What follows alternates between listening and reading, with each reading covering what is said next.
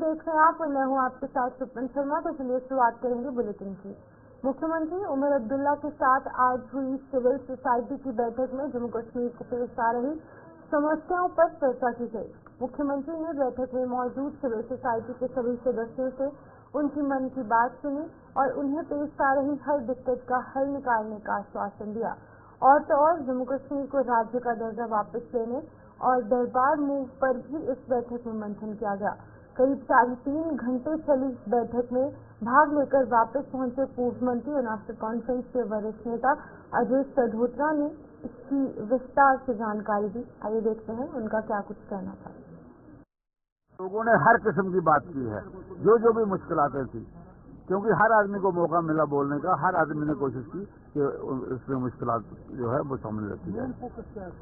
Main focus था यहाँ tourism का, एम्प्लॉयमेंट का, अनएम्प्लॉयमेंट का, ये इकोनॉमी, कल्चर, ये अपनी आइडेंटिटी और ये रोड, स्मार्ट सिटी, गलियां नालियां, ये सब इसी किस्म का। उमर अब्दुल्ला साहब की अपने मंत्रियों को भी हिदायत है और पार्टी के लोगों को भी हिदायत है कि लोगों तक पहुंचो, लोगों की मुश्किलात सुनो, उनको हल करने की कोशिश करो। दरबार मूव पे कोई बात? दरबार मूव पे बात हुई। दरबार मूव पे भी लोगों ने कहा कि दरबार मूव होना चाहिए, क्योंकि जब हम इकोनॉमी की बात करते हैं, आपकी ट्रेन सीधी श्रीनगर चल जाएगी, आपकी बसें सीधी एक्सप्रेस हाईवे पे चले जाएंगी, आपका दरबार मूव भी नहीं है। तो यहाँ कुछ ना कुछ तो होना चाहिए, कोई टूरिज्म अट्रैक्शन होनी चाहिए, ताकि जम्मू के लोगों की इकोनॉमी जो है मरे नहीं। स्टेट हुड पे वहाँ उमर साहब ने आगे इनिशिएटिव लिया है, उसमें आज कहने की जरूरत नहीं है, मगर जो स्टेट हुड का इनिशिएटिव उमर साहब ने लिया, उससे आज भी पेशकदमी हो रही है। तो हमें लगता है कि दिल्ली की सरकार जो है, माननीय प्रधानमंत्री, इसके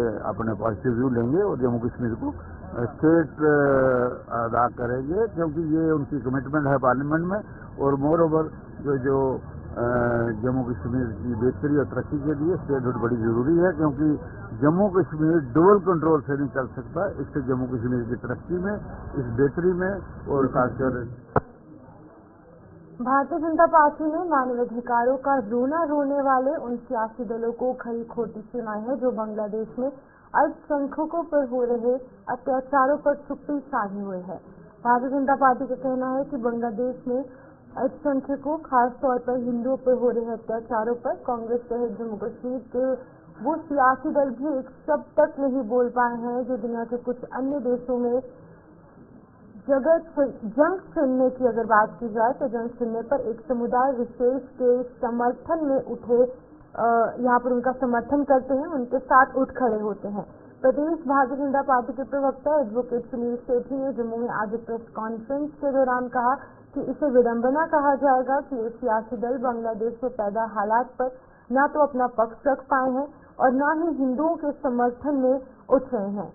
अल्पसंख्यकों पर अत्याचार के खिलाफ आवाज उठाना इन सियासी दलों की भी जिम्मेदारी बनती है, ताकि बांग्लादेश को कड़ा संदेश दिया जा सके। आके बसे हैं दूसरे पर। इसी तरह बांग्लादेश बनने के बाद भी लगातार कोशिश की जा रही है कि किसी तरह से हिंदू पॉपुलेशन को खत्म किया जाए। और अगर आप भारत की बात करें तो जो मुस्लिम समुदाय की पॉपुलेशन 1947 में 9% थी, आज बढ़कर तकरीबन 18% है, डबल पॉपुलेशन। हमारे साथ के कंट्रीज जहां पे हिंदू मिनोरिटी में है, वहां हिंदू पॉपुलेशन लगातार घटती जा रही है, खत्म हो रही है। और हमारा देश एक ऐसा देश है, आदर्श देश है, जहां पे मिनोरिटीज को फुल राइट्स हैं और उनके धर्म की इज्जत होती है, उनके हकों की भी इज्जत होती है। लेकिन बड़े अफसोस की बात है कि अगर हिंदू हितों का हनन होता है बांग्लादेश में, तो वो लोग जो ह्यूमन राइट्स की बात करते हैं, वो लोग जो बात करते हैं रोहिंग्या को जो इलीगली आके यहाँ पे बैठे हैं कि उनको ह्यूमन राइट्स जो है हमको ऑनर करने, वो लोग जो बात करते हैं मिडिल ईस्ट में अगर लड़ाई होती है, इजराइल और लेबनान की लड़ाई होती है, इजराइल और पैलेस्टीन की लड़ाई होती है, तो वहां पे बात करते हैं कि यहाँ पे ह्यूमन राइट्स की वायलेशन हो गई। वो जो अपने आप को ह्यूमन राइट्स के पैरोकार कहते हैं, आज उनकी जुबान क्यों बंद है? आज डॉक्टर फारूक अब्दुल्ला हो या उमर अब्दुल्ला हो या महबूबा मुफ्ती हो या बाकी लोग हो, ये क्यों बात नहीं करते कि बांग्लादेश में हिंदू की हत्या अगर होती है तो वो ह्यूमन राइट्स की वायलेशन है, उसको हमको उसकी कंडेमेशन करनी चाहिए। हिंदू की हत्या हो रही है बांग्लादेश में तो उसकी आवाज उठाने के लिए क्या खाली हिंदू धर्म वाले लोग ही उठेंगे? अगर मुस्लिम समुदाय, बाकी समुदाय हमारे साथ नहीं है तो फिर हमें लगता है कि कहीं ना कहीं कमी जो है वो समाज में है। भारतीय जनता पार्टी जो हिंदुओं की हत्याएं हो रही हैं और बाकी जुल्म हो रहे हैं बांग्लादेश में, उनको पुरजोर तरीके से कंडेम करती है। और जो सियासी जमातें जम्मू कश्मीर में हैं, वो नेशनल कॉन्फ्रेंस हो, पीडीपी हो, कहीं और जमात हो, कांग्रेस हो,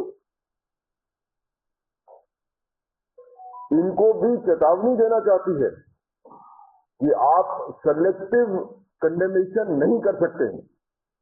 अगर आपने ह्यूमन राइट्स की वायलेशन करनी है तो वो ह्यूमन राइट्स की वायलेशन सभी के लिए होनी चाहिए। आप एक समुदाय विशेष की बात करते हो तो ह्यूमन राइट्स की वायलेशन होती है, जब बाकियों की बात होगी तो ह्यूमन राइट्स की वायलेशन नहीं है। ये राजनीति जो चल रही है खासकर जम्मू कश्मीर में, जम्मू कश्मीर की जनता जो है इसको बड़ी पैनी नजरों से देख रही है कि ये क्या हो रहा है। जो पॉलिटिकल पार्टीज हैं, सभी पॉलिटिकल पार्टीज, उनको भी सामने आना चाहिए। और ये सिर्फ कंडेमेशन जो है ये भारतीय जनता पार्टी की न रह के उन जमातों से भी होनी चाहिए, नेशनल कॉन्फ्रेंस, कांग्रेस, पीडीपी और अपनी पार्टी और बाकी सभी लोग, इनको भी सामने आना चाहिए। और विरोध प्रदर्शन खाली जम्मू में क्यों, ये विरोध प्रदर्शन जो है ये कश्मीर में भी होने चाहिए। एक मैसेज आना चाहिए बांग्लादेश को। राजौरी में मांझाकोट विधानसभा के विधायक मुजफ्फर खान ने जम्मू कश्मीर को राज्य का दर्जा वापस दिलाने के लिए उनके द्वारा शुरू की गई जद्दोजहद जारी रखने का प्रण लिया है। मुजफ्फर खान ने इस मामले को लेकर एक बार फिर सुप्रीम कोर्ट में याचिका दायर की। उन्होंने कहा कि वो अपनी कानूनी और सियासी जंग तब तक जारी रखेंगे जब तक जम्मू कश्मीर को राज्य का दर्जा वापस नहीं मिल जाता। राजौरी से हमारे संवाददाता जमशीद मलिक ने इस पूरे मामले को लेकर उनके साथ खास बातचीत की है। आइए देखते हैं उनका क्या कुछ कहना था। जम्मू कश्मीर में असेंबली इंतखाबात और असेंबली इंतखाबात के अब रियासत के दर्जे को लेकर बड़ी सारी बातें सामने हैं, जिसमें जराये के हवाले से खबर भी सामने आई थी कि पांडिचेरी की तर्ज पर जम्मू कश्मीर को रियासत का दर्जा दिया जाएगा। MLA मंजाकोट सर, एक चीज जिस तरह ये खबर सामने आ रही है कि पांडिचेरी की तर्ज पर जम्मू कश्मीर को रियासत का दर्जा दिया जाएगा, किस तरह देखते हैं आप इसको? और जिस तरह आपने पहले 370 को लेकर जदोजहद की, सुप्रीम कोर्ट में पहली पिटीशन आपने दायर की, आज जम्मू कश्मीर के लोग रियासत का दर्जा चाहते हैं, उसके लिए आप क्या करने जा रहे हैं? देखिए, हमारा काम है सियासी तौर पर हम फाइट करेंगे और कोशिश ये है कि सोशलाइज जिस तरह की हमारी रियासत 5 अगस्त 2019 से पहले थी वही रियासत हमको वापस मिले। हमारी कोशिश तो यही है। मैं तो सुप्रीम कोर्ट में दोबारा गया हूँ, वो अभी नहीं बताऊंगा। मैंने कल एक फाइल की है डॉक्यूमेंट, सुप्रीम कोर्ट में कल फाइल किया है। वो जब लिस्ट होगा तो मैं आपको बताऊंगा कि भाई जाहिर सी बात है कि सुप्रीम कोर्ट ने अटॉर्नी जनरल ने जाकर ये स्टेटमेंट दी थी कि हम बहुत जल्द इनको रियासत वापस कर रहे हैं, लिहाजा आप रियासत का मामला डिस्कस मत करो, इस पर कोई फैसला मत करो। सुप्रीम कोर्ट ने मान लिया था। अब वो जल्द कब होगा? 1 साल तो आज 1 साल हो गया है। 11 दिसंबर 2023 को फैसला आया था 370 वाला और आज 1 साल हो गया है। 1 साल के बाद भी अभी ये नहीं पता चल रहा कि वो जल्द कब होगा। तो इसलिए मैं कोशिश करूंगा। मैं तो कानूनी भी और सियासी भी जंग है, मैं लड़ूंगा इंशाल्लाह। जिस तरह ये कहा जाए कि पांडिचेरी की तर्ज पर ही जम्मू कश्मीर को रियासत का दर्जा दिया है, क्या वो कबूल होगा? और दूसरी तरफ जिस तरह एक चीज और हम देख रहे हैं कि कांग्रेस के रियासती सदर की तरफ से एक दावा किया गया था कि आधी स्टेट यानी कुछ चीजें अपने पास रखी जाएं, किस तरह देखते हैं आप इन सब चीजों को? देखिए, आधी स्टेट तो कॉन्स्टिट्यूशन में ऐसा कुछ नहीं है। बहरहाल अंडर आर्टिकल 371 कुछ पावर्स जो है वो गवर्नर को होती, वो भी स्टेट है, लेकिन लॉ एंड ऑर्डर के मामलात में गवर्नर को कोई डिस्क्रिप्शन है, कुछ स्टेट्स को वो गवर्नर, कुछ स्टेट के गवर्नर्स को दी हुई है।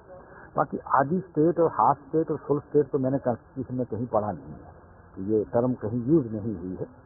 बहरहाल मैंने कहा कि भाई अगर कोई इंटरफेयर करेगा, कोई इस तरह की तरमीम अगर लाई जाती है तो हम उसको अपोज करेंगे। हमारी डिमांड ये है कि जम्मू कश्मीर की रियासत को बहाल किया जाए जिस तरह 5 अगस्त 2019 से पहले थी। अच्छा, 2019 होने की बात आपने की है, पूर्व मंत्री के से वो माहौल भी रहा। अगर आप जिस तरह में ये क्वेश्चन बार बार के पांडिचेरी वाली तरह जो बात सामने आ रही है, तो उस तरह पर अगर रियासत का दर्जा दिया जाएगा फिर आप किस हद तक हैं? हम लोग देखते हैं, मुझे लगता है कि लोग तो अब बहुत परेशान हैं। तो हमारे साथ रुकन असेंबली मंजाकोट जज मुजफ्फर खान साहब, जिनकी तरफ से आपने एक बड़ा बयान जरूर बात सुनी होगी आज इनकी तरफ से कि उनकी तरफ से सुप्रीम कोर्ट में फाइल जरूर दायर कर दी गई है रियासत के दर्जे को लेकर, और दूसरी तरफ उन्होंने ये भी कहा कि अगर सरकार ने वो वादे अपने पूरे नहीं किए तो उसके लिए वो सड़कों पर भी उतरने को तैयार है। राहुल बुदन के साथ जमशेद मलिक।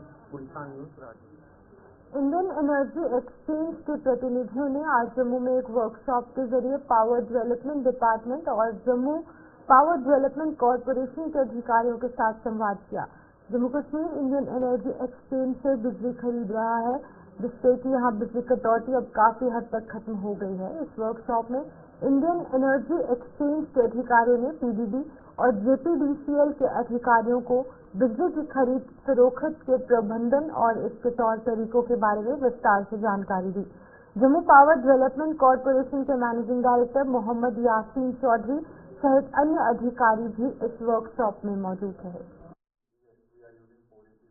जैसे आप जानते हैं कि जेएनके पीडीडी अपार्ट फ्रॉम पीपीएज काफ़ी power purchase Indian energy exchange से करता जा रहा है। इनफैक्ट पिछले 15 साल से करते जा रहे हैं, और इस एक्सचेंज की डिपेंडेंस की वजह से ही हमें हमारा जो पावर डेफिसिट है वो मीट होता है और हम मैक्सिमम कर्टेलमेंट अवॉइड करते हैं। सो इंडियन एनर्जी एक्सचेंज की टीम आज खुद जम्मू आई है यहाँ पे एक बहुत ही शानदार वर्कशॉप ऑर्गेनाइज करने। ये हर साल वर्कशॉप होती है जिसमें जेके पीडीडी के इंजीनियर्स पावर परचेज कैसे हैंडल करना है, कैसे एफिशिएंटली मैनेज करना है, उसको उसके ऊपर ज्ञान हासिल करते हैं। और मुझे पूरी उम्मीद है हर साल की तरह इस साल भी जम्मू कश्मीर पुलिस और शहीद वेलफेयर कमेटी द्वारा कठुआ में क्रिकेट प्रतियोगिता का आयोजन किया जा रहा है। नॉर्थ जोन स्तर की इस प्रतियोगिता की शुरुआत 18 दिसंबर को जिला स्पोर्ट्स स्टेडियम में होने जा रही है। कठुआ के एसएसपी शोभित सक्सेना ने आज एक प्रेस कॉन्फ्रेंस के दौरान ये जानकारी देते हुए बताया कि शहीदों को समर्पित इस क्रिकेट प्रतियोगिता में अलग अलग इलाकों की 16 टीमें भाग ले रही हैं और इसके कुल 31 मैच करवाए जाएंगे। 13th मार्टर्स मेमोरियल टूर्नामेंट जो है वो हम शुरू कर रहे हैं 18 दिसंबर 2024 से।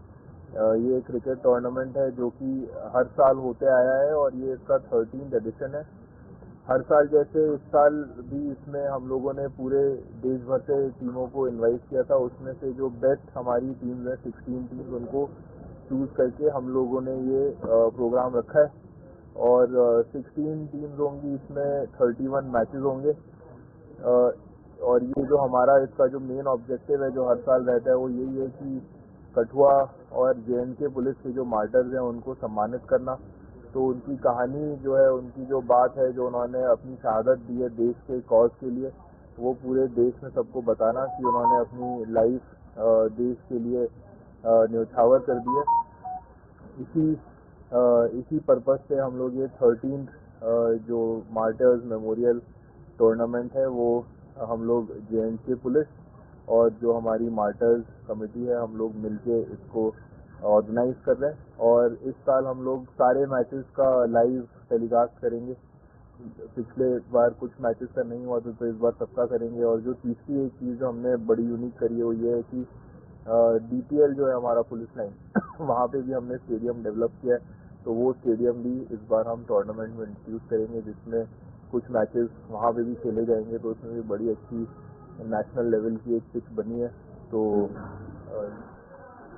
साइकिल मैन ऑफ इंडिया कहे जाने वाले नीरज प्रजापति किसानों और बागवानों के लिए कृषि और बागवानी विभाग द्वारा शुरू की गई योजनाओं का प्रचार कर रहे हैं।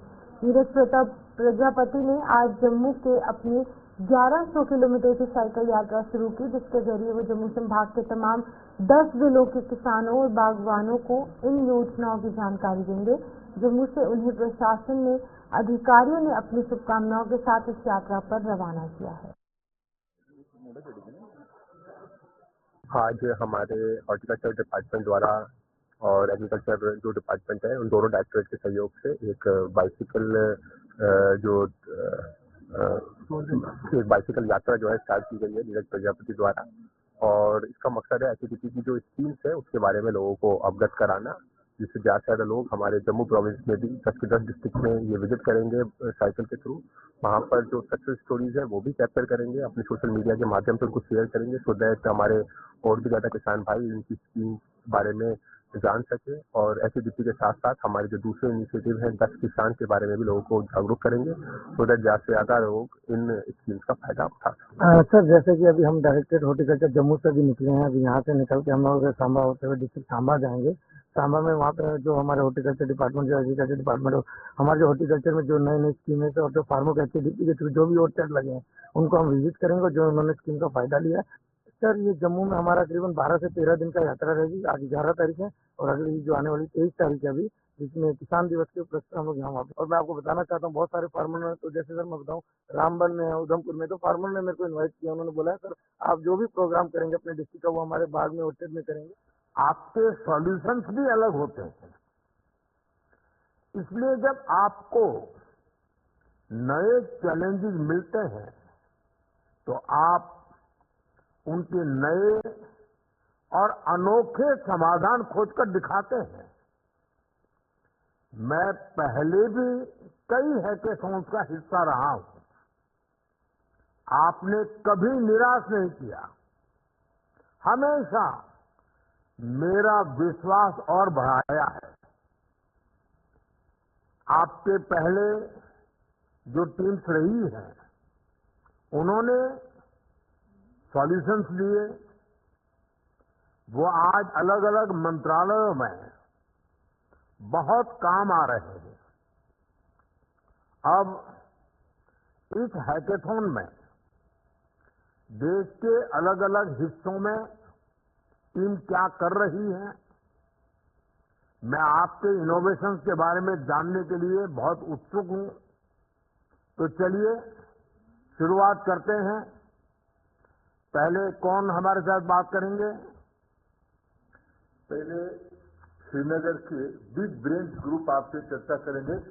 श्रीनगर। नमस्ते जी। Namaste sir, I am Saida of Team Big Brains participating in SIS. We are from Karnataka, Bengaluru.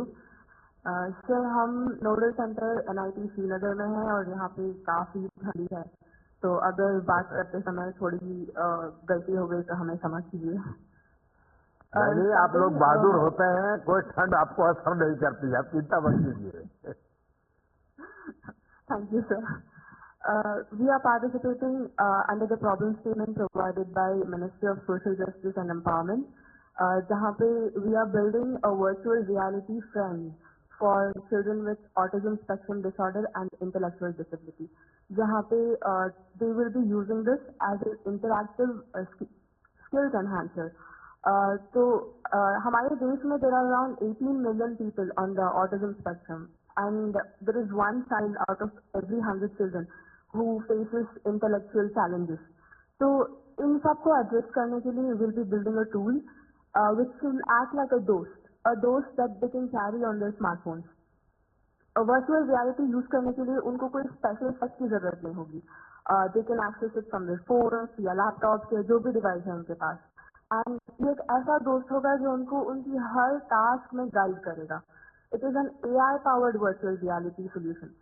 तो अब जैसे कोई दिनचर्या का काम हो गया जो उनसे नहीं हो पाता, they face challenges when it comes to learning a language या लोगों से बात करना, कम्युनिकेशन, सोशल इंटरेक्शन, तो हर टास्क के लिए it be broken down into छोटे। आप जो काम कर रहे हैं, हाँ, इससे इन बच्चों की सोशल लाइफ पर क्या पॉजिटिव इम्पैक्ट होगा? वो इस दोस्त की मदद से सीख पाएंगे कि सोशल इंटरेक्शंस में क्या सही है, क्या गलत है और कैसे लोगों को अप्रोच कर सकते हैं। तो ये यहाँ पे एक सेफ एनवायरनमेंट में सीख के आगे जाके वो अपने रियल एनवायरनमेंट में अप्लाई कर सकते हैं, जहाँ पे they can help make their life better by being able to do normal things in the real world. So children with special needs have special requirements when it comes to learning. So we'll be providing them this ताकि there is no differentiation between normal people and their normal life and children with special needs carrying on normal activities in their daily work.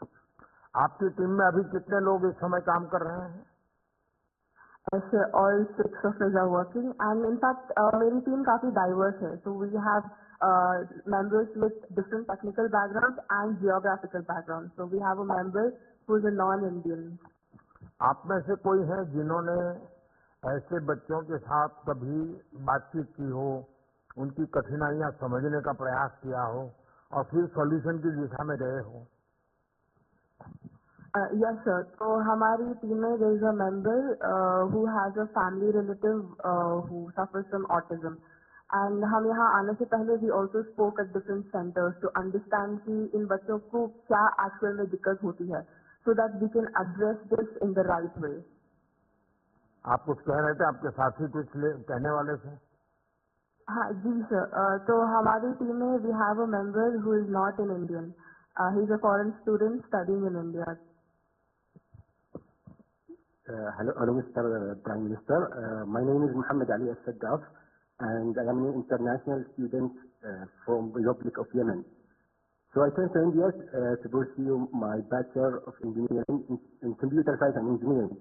And I am part of a Big Brain team where we are developing an AI-powered virtual reality experience that is specially designed for these kids, these special kids.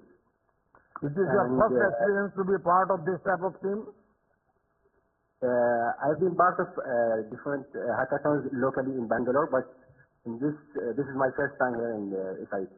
And I'm very grateful for being part of this huge initiative. And I want to thank you, Mr. Prime Minister, and the government of India for giving me this opportunity. And from this place, I invite all my fellow Yemeni students and international students to be an innovators outside, to be part of India's innovative ecosystem. Thank you.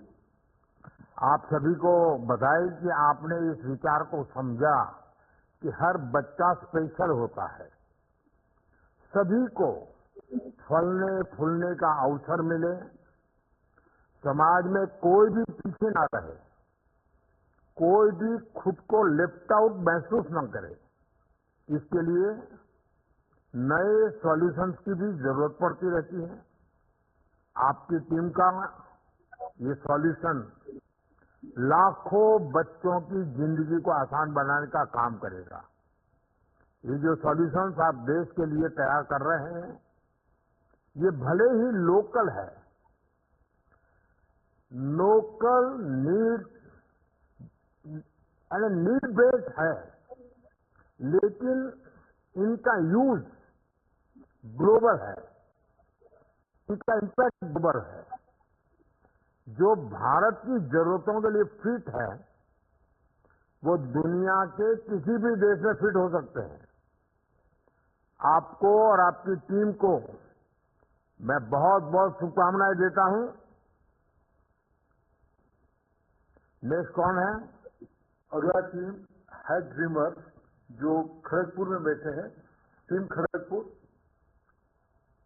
Honorable Prime Minister Ji, I'm Lavanya, the team leader of Hack Dreamers, and we are at our nodal center, IIT Kharagpur, West Bengal, and we are from Chennai Institute of Technology, Tamil Nadu. The problem statement we have chosen is given by National Technical Research Organization. As in a technological innovation increasing day by day,